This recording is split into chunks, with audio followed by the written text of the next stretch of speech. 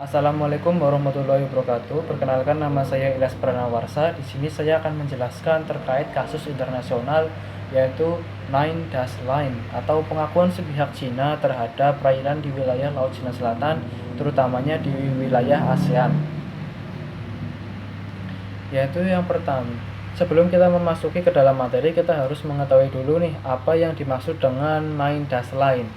Nah, Nine Dash Line sendiri merupakan sebuah garis putus-putus yang dibuat oleh sepihak oleh pemerintah Cina tanpa melalui hukum laut di bawah PBB atau United Convention on the Law of the Sea atau UNCLOS.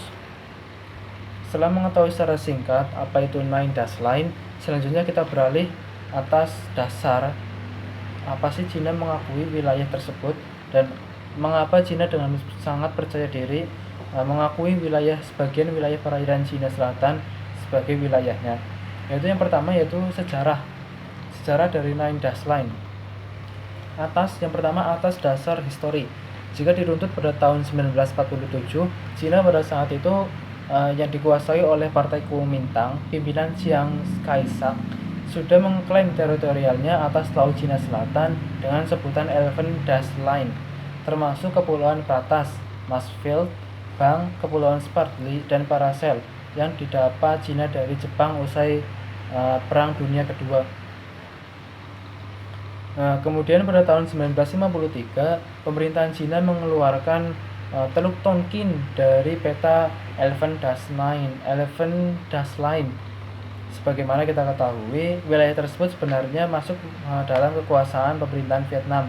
Namun atas dasar teman atau memiliki paham yang sama yaitu komunis, mereka menganggap Vietnam itu sebagai keluarga.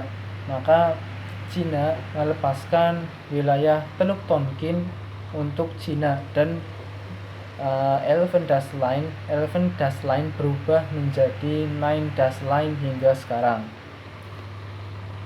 Kemudian anggota UNCLOS, Cina itu termasuk anggota UNCLOS.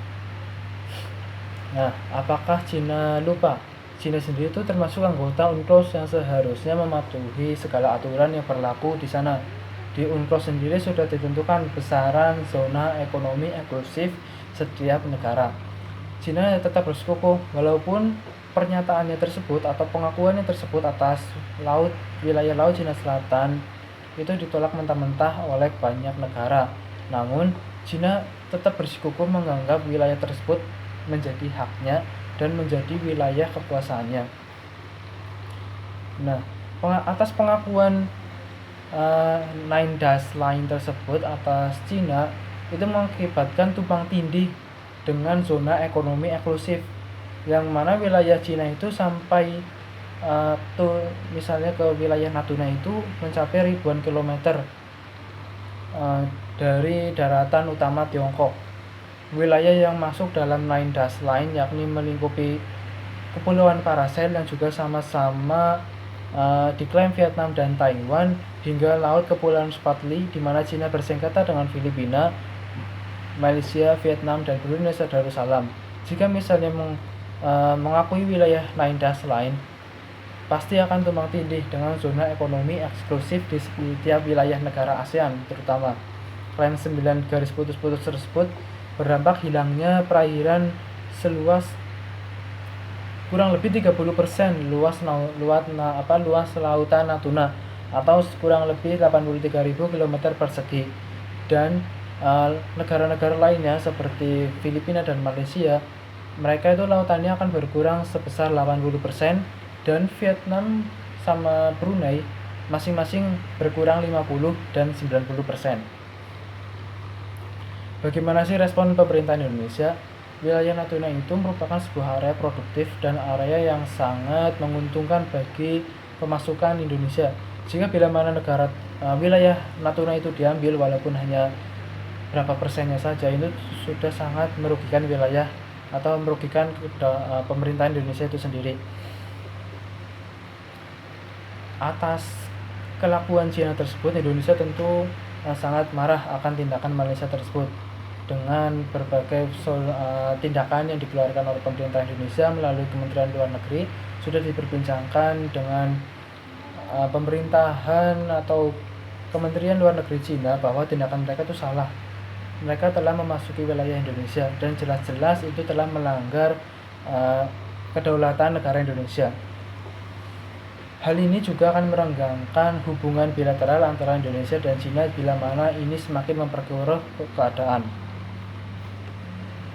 Potensi sumber daya alam Natuna itu ada banyak. Sumber daya alamnya sendiri, sumber daya lautnya sendiri itu pada tahun 2011 sebesar 504.212,85 ton per tahun.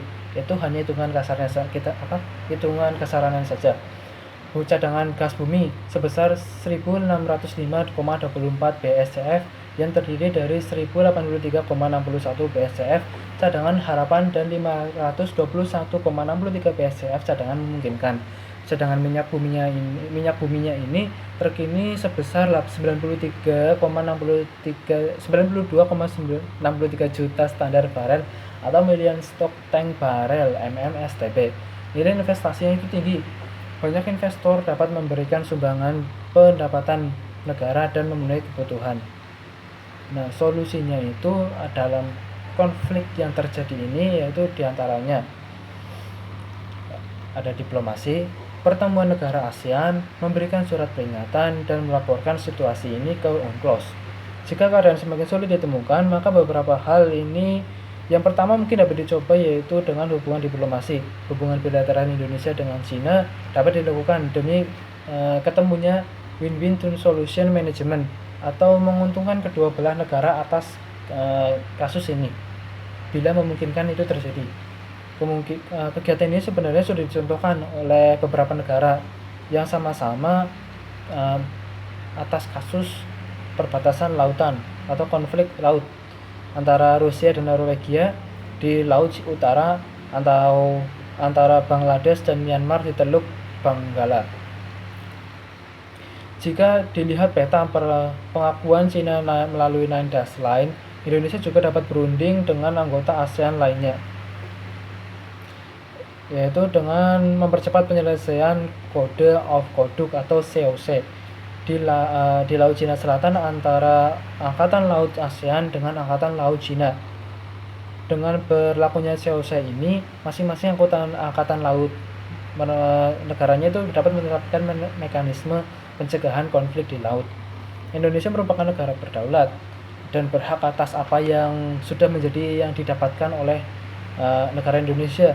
Indonesia berhak memberikan peringatan bahkan penghancuran terhadap bagi siapa saja yang mengganggu kedaulatan negara. Jika kedua solusi tadi gagal, maka dapat memberikan sebuah surat peringatan kepada Cina. Indonesia itu sudah jelas-jelas melalui putusan yang dikeluarkan oleh UNCLOS yang mana zona ekonomi eksklusif Indonesia telah diakui dan diterapkan oleh hukum internasional. Jika terus-terusan hal ini berlanjut atau Cina itu susah diajak berkomunikasi, maka negara ASEAN seharusnya itu kompak bekerja sama meladeni urusan yang ditawari oleh Cina, yang mana itu sangat tidak mengenakan karena hal itu tersebut menyangkut krusial kedaulatan di setiap negara, terutamanya mereka negara-negara yang berbatasan dengan Laut Cina Selatan. Sebagaimana kita ketahui, Cina itu merupakan negara yang kuat dan memiliki kendali yang cukup kuat terhadap jika negara ASEAN bergerak secara individu, ini akan sulit untuk memungkinkan untuk menentang Cina jika hal mereka yang lakukan itu salah. Oleh karena itu, negara ASEAN sebaiknya dapat bekerja sama untuk menyelesaikan kasus ini. Nah, demikian bagaimana penyampaian apa yang saya sampaikan dalam kasus internasional terkait Nine Dash Line. Sekian, bila mana ada kesalahan saya minta maaf. Wassalamualaikum warahmatullahi wabarakatuh. Terima kasih.